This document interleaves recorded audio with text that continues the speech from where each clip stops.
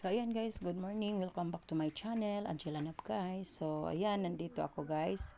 So, patungo ako ngayon sa hospital guys kasi follow-up check-up ko guys ngayon.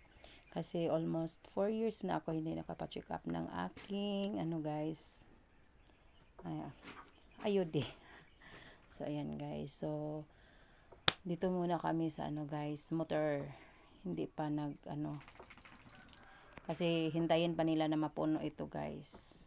Ayan So ayan, guys, nakasakay na ako ng jeep. So wala nang tao kasi bumaba ng lahat guys.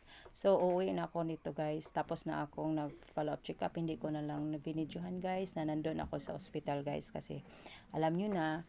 So ayan. So yung jeep sinakyan ko guys. So tatlo lang kaming nakasakay dito kasi bumaba ng lahat. So malapit naman ako bumaba guys. So ayan. So kailangan i-follow up check up yung guys, yung control natin. Para kung safety pa ba guys. So ayan, hindi pa kami. Ayan. Kailangan talaga.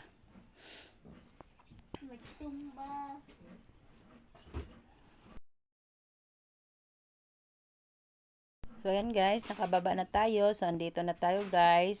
So, magtabok na ta. Kaya wala na sakyanan. So, magtabok ta guys. Para pauwi na ako sa bahay. So, ayan.